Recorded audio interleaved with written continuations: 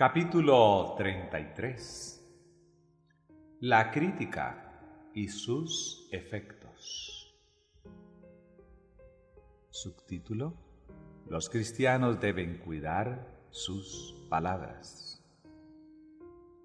Nunca debieran comunicar a otros informes desagradables de uno de sus amigos, especialmente si saben que falta unión entre ellos. Es cruel hacer insinuaciones y sugestiones, como si uno supiera acerca de ese amigo o conocido muchos detalles que ignoran los demás. Estas insinuaciones van más lejos y crean impresiones más desfavorables que el relato franco y sin exageración de los hechos. ¿Cuánto daño ha sufrido la Iglesia de Cristo por estas cosas? La conducta inconsecuente y poco precavida de sus miembros la ha hecho tan débil como el agua. Los miembros de la misma Iglesia han traicionado confidencias, y sin embargo, los culpables no se proponían hacer mal alguno. Ha hecho mucho daño la falta de prudencia en la selección de los temas de conversación. La conversación debe versar sobre las cosas espirituales y divinas, pero ha sucedido de otra manera. Si el trato de los amigos cristianos se dedica principalmente al perfeccionamiento del espíritu y del corazón, no habrá nada que lamentar posteriormente y se podrá recordar la entrevista con agradable satisfacción. Pero si se dedican las horas a la liviandad y las conversaciones vanas, y se emplea el tiempo en disecar la vida y el carácter de los demás, el trato entre amigos resultará una fuente de mal y nuestra influencia tendrá sabor de muerte para muerte. Subtítulo: Pensad bien de todos los hombres. Cuando escuchamos un oprobio lanzado contra nuestro hermano, aceptamos este oprobio. A la pregunta ¿quién habitará en tu tabernáculo? ¿Quién morará en tu monte santo? El salmista respondió: el que anda en integridad y hace justicia y habla verdad en su corazón, el que no calumnia con su lengua, ni hace mal a su prójimo, ni admite reproche alguno contra su vecino. Salmos 15, verso 1 al 3. ¿Qué mundo de chismes se evitaría si cada uno recordase que los que le hablan de las faltas ajenas publicarán con la misma libertad sus faltas en una oportunidad favorable? Debemos esforzarnos por pensar bien de todos, especialmente de nuestros hermanos, a menos que estemos obligados a pensar de otra manera. No debemos dar apresurado crédito a los malos informes. Son con frecuencia el resultado de la envidia o de la incomprensión, o pueden proceder de la exageración o de la revelación parcial de los hechos. Los celos y las sospechas, una vez que se les ha dado cabida, se difunden como las semillas del cardo. Si un hermano se extravía, entonces es el momento de mostrar nuestro verdadero interés en él. Vayamos a él con bondad, oremos con él y por él, recordando el precio infinito que Cristo ha pagado por su redención. De esta manera podremos salvar un alma de la muerte y ocultar una multitud de pecados.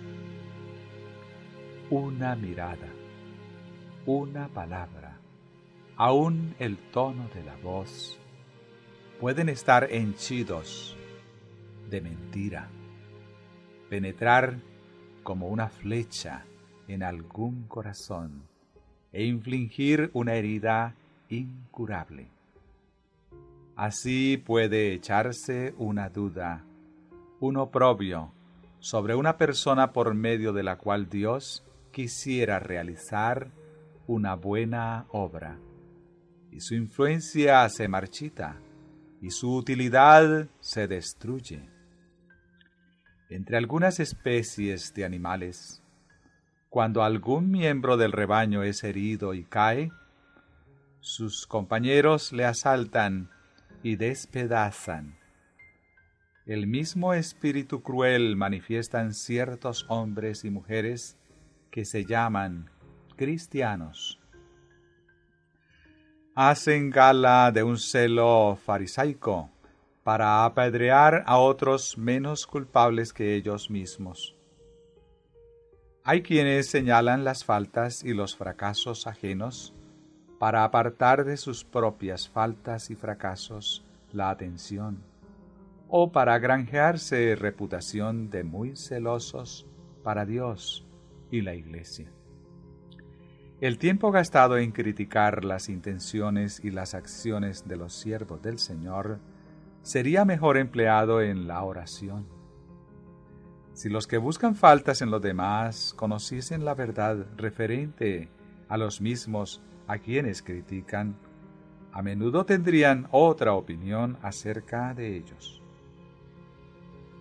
En vez de criticar y condenar a los otros, sería mejor que cada cual dijese: debo trabajar para mi propia salvación. Si coopero con Cristo, quien desea salvar mi alma, debo velar diligentemente sobre mí mismo. Debo arrancar de mi vida todo lo malo. Debo ser una nueva criatura en Cristo.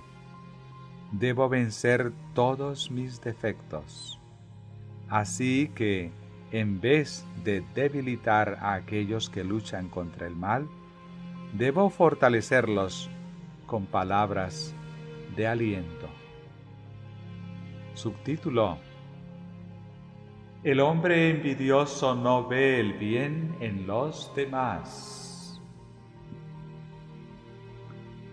No debemos permitir que nuestras perplejidades y chascos carcoman nuestras almas y nos llenen de inquietud e impaciencia. No ofendamos a Dios permitiendo que haya contienda, malas sospechas o maledicencia. Hermano mío, si usted abre su corazón a la influencia de la envidia y las malas sospechas, el Espíritu Santo no podrá morar con usted. Procure la plenitud que hay en Cristo. Trabaje de acuerdo con Él. Permita que cada pensamiento, palabra y acción revele a Cristo. Usted necesita un bautismo diario del amor que en los días de los apóstoles hizo a todos unánimes. Este amor impartirá salud al cuerpo, al espíritu y al alma. Rodee su alma de una atmósfera que fortalezca la vida espiritual. Cultive la fe, la esperanza, el valor y el amor. Deje que reine en su corazón la paz de Dios. La envidia no es simplemente una perversión del carácter, sino un disturbio que trastorna todas las facultades. Empezó con Satanás. Él deseaba ser el primero en el cielo, y porque no podía tener todo el poder y la gloria que buscaba, se rebeló contra el gobierno de Dios. Envidió a nuestros primeros padres y los indujo a pecar, y así los arruinó a ellos y a toda la familia humana. El hombre envidioso cierra los ojos para no ver las buenas cualidades y nobles acciones de los demás. Está siempre listo para despreciar y representar falsamente lo excelente. Con frecuencia los hombres confiesan y abandonan otras faltas, pero poco puede esperarse del envidioso.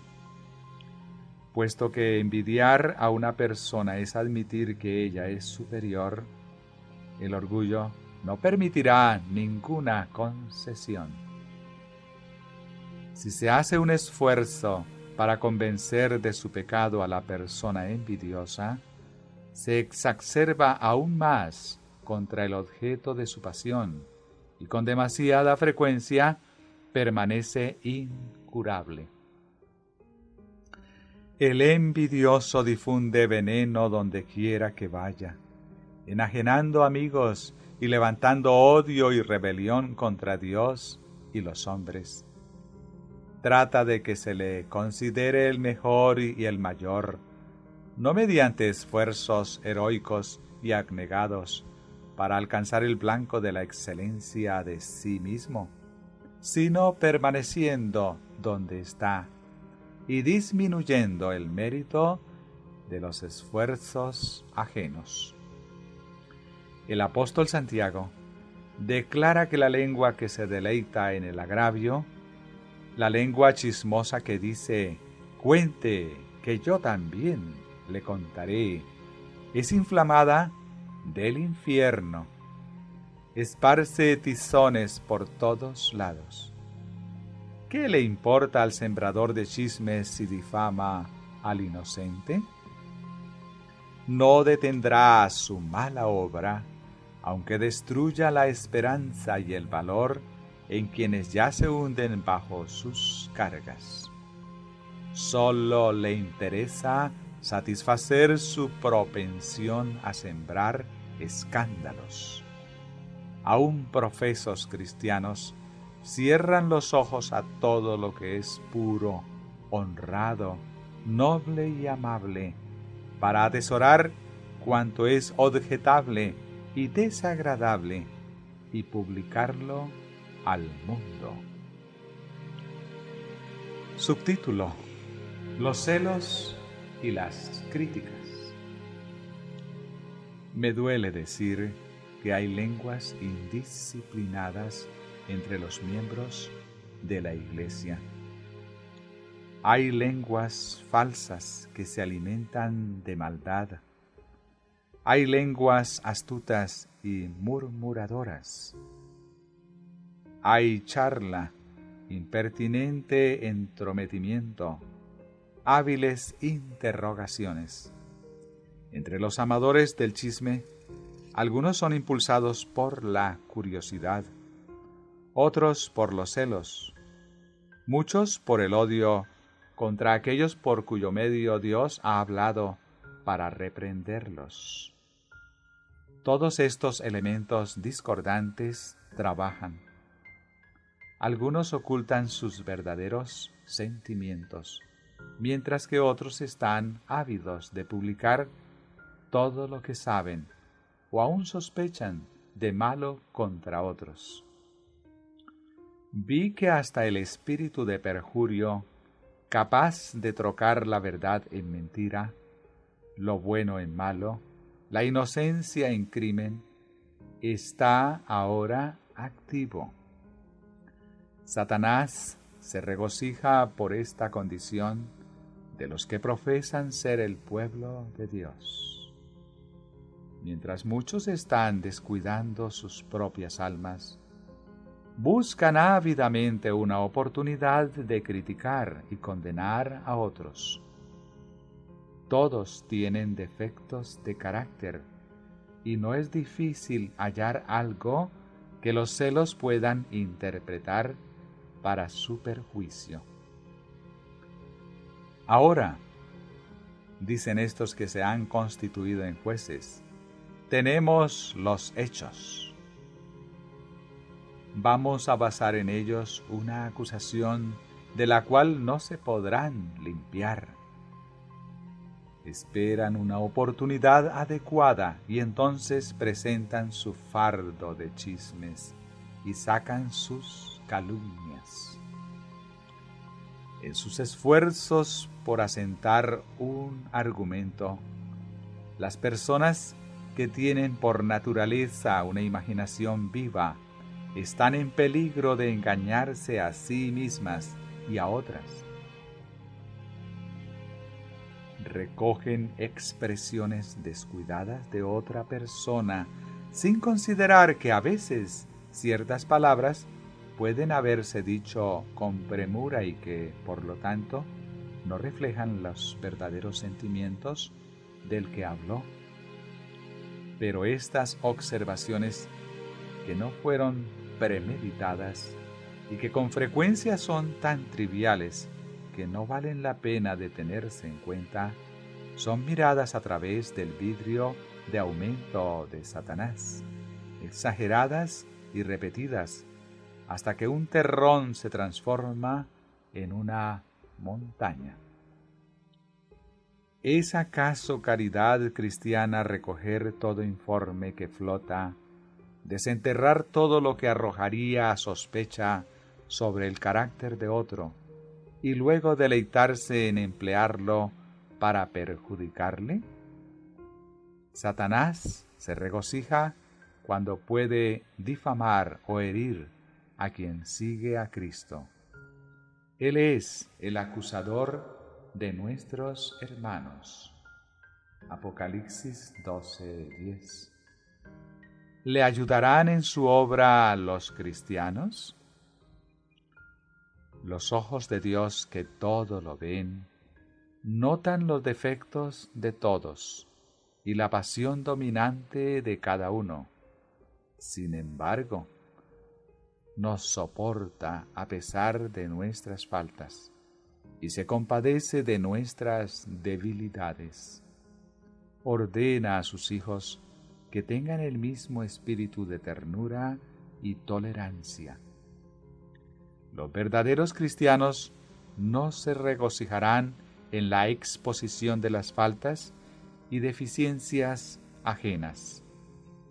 Se apartarán de lo vil y lo deforme, para fijar su atención en lo atrayente y hermoso. Para el cristiano, todo acto de censura, toda palabra de crítica o condenación son dolorosos. Subtítulo: Los efectos de la crítica de la Iglesia y de los dirigentes de las instituciones. El espíritu de la chismografía es uno de los agentes esenciales que tiene Satanás para sembrar discordia y disensión, para separar amigos y minar la fe de muchos en la veracidad de nuestra posición. Hay hermanos y hermanas que propenden demasiado a hablar de las faltas y de los errores que creen ver en los demás, y especialmente en aquellos que han dado sin vacilar los mensajes de reprensión y amonestación que Dios les confiara. Los hijos de estos quejosos escuchan con oídos abiertos y reciben el veneno del desafecto. Los padres están así cerrando ciegamente las avenidas por medio de las cuales se podrían alcanzar los corazones de los hijos. Esto deshonra a Dios. Jesús dijo: en cuanto lo hicisteis a uno de estos mis hermanos más pequeños, a mí lo hicisteis. Mateo 25:40. Por lo tanto, desprecian y ultrajan a Cristo los que calumnian, a sus siervos. Los nombres de los siervos escogidos de Dios han sido tratados con falta de respeto y en algunos casos con absoluto desprecio por ciertas personas que debieran haberlos mantenido en alto. Los niños han oído las observaciones irrespetuosas de sus padres con referencia a las solemnes reprensiones y amonestaciones dadas por los siervos de Dios. Han comprendido las burlas escarnecedoras y expresiones despectivas que de vez en cuando cayeron en sus oídos, y la tendencia ha sido poner en sus mentes los intereses eternos y sagrados al mismo nivel que los asuntos comunes del mundo. ¿Qué obra están haciendo estos padres al transformar a sus hijos en incrédulos desde su infancia? Así es como se enseña a los niños a ser irreverentes y a rebelarse contra las reprensiones que el cielo envía contra el pecado. Es inevitable que prevalezca la decadencia espiritual donde existen tales males. Estos mismos padres y madres, cegados por el enemigo, se preguntan por qué sus hijos se inclinan tanto a la incredulidad y a dudar de la verdad de la Biblia. Se preguntan por qué es tan difícil que los alcancen las influencias morales y religiosas.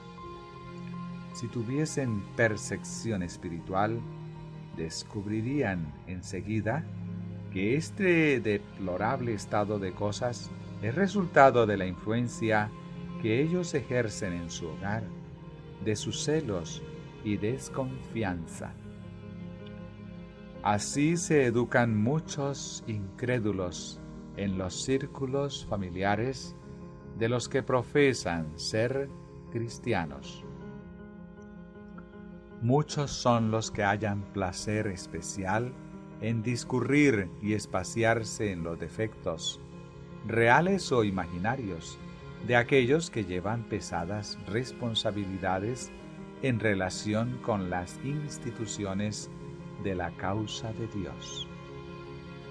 Pasan por alto el bien que han realizado, los beneficios que han producido su ardua labor y su devoción incansable a la causa, y fijan su atención en alguna equivocación aparente, en algún asunto que, una vez consumado y cosechadas las consecuencias, ellos imaginan que se podría haber hecho de una manera mejor, con resultados más halagüeños, cuando la verdad es que si ellos hubiesen tenido que hacer la obra, o se habrían negado a dar un paso en las circunstancias desalentadoras del caso, o habrían actuado con más indiscreción que quienes la hicieron siguiendo las indicaciones de la providencia de Dios.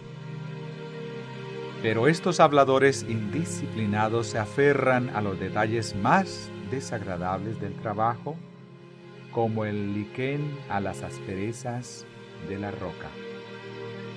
Estas personas se atrofian espiritualmente al espaciarse de continuo en las faltas y los defectos de los demás.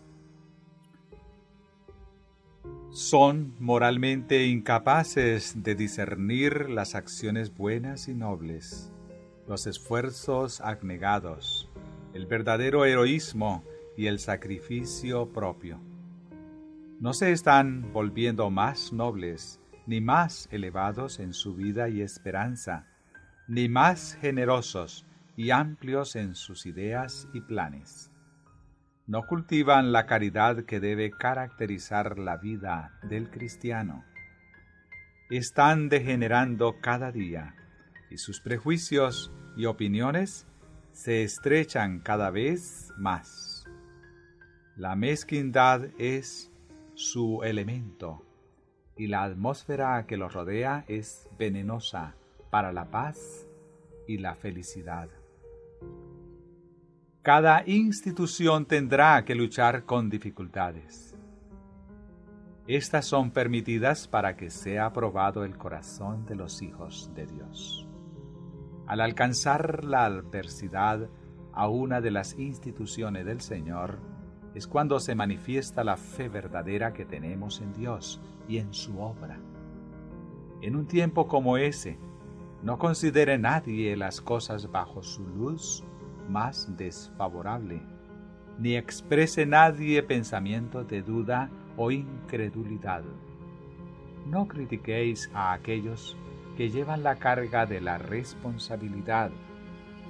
No permitáis que vuestras conversaciones en la familia sean envenenadas por la crítica de los obreros del Señor. Los padres que se permiten este espíritu de crítica no ponen delante de sus hijos lo que los pueda hacer sabios para salud. Sus palabras tienden a perturbar la fe y la confianza, no solo de los hijos, sino también de las personas de mayor edad. Los directores de nuestras instituciones tienen una tarea muy difícil, la de mantener el orden y una sabia disciplina entre la juventud confiada a su cuidado. Los miembros de la Iglesia pueden hacer mucho para animarlos. Cuando los jóvenes no están dispuestos a someterse a la disciplina de la institución, cuando están más decididos a seguir sus propios impulsos, cada vez que no son del mismo parecer que sus superiores, no los sostengan ciegamente sus padres, ni simpaticen con ellos. Más valdría si, mucho más, que vuestros hijos sufriesen y hasta que bajasen a la tumba, antes que aprender a tratar ligeramente los principios que forman el cimiento de la lealtad hacia la verdad, hacia el prójimo y hacia Dios. Subtítulo: La autocrítica es de valor práctico. Si todos los que profesan ser cristianos empleasen sus facultades de investigación para ver qué males necesitan corregir en sí mismos, en vez de hablar de las faltas ajenas, habría una condición más sana en la Iglesia hoy. Cuando el Señor recoja sus joyas, los veraces, santos y honrados serán mirados con placer. Los ángeles se ocupan en confeccionar coronas para los tales, y sobre esas coronas adornadas de estrellas se reflejará con esplendor la luz que irradia del trono de Dios. El Señor está aprobando a su pueblo. Podéis ser tan severos y críticos con vuestro propio carácter deficiente como querráis, pero sed bondadosos, compasivos y corteses hacia los demás. Averiguad cada día: ¿estoy yo sano en mi corazón, o es este falso? Rogad a Dios que os salve de todo engaño al respecto. Esto entraña intereses eternos. Mientras que tantos anhelan honores y codician ganancias, buscad, amados hermanos míos, la seguridad del amor de Dios y clamad: ¿quién me mostrará cómo asegurar mi vocación y elección? Satanás estudia cuidadosamente los pecados constitucionales de los hombres y luego inicia su obra de seducirlos y entramparlos. Estamos en lo más recio de las tentaciones, pero podemos vencer si peleamos virilmente las batallas del Señor. Todos están en peligro, pero si andamos humildemente y con oración, saldremos del proceso de las pruebas más preciosos que el oro fino, y que el oro de Ofir. Si somos descuidados y no oramos, seremos como bronce que resuena y címbalo que retiñe.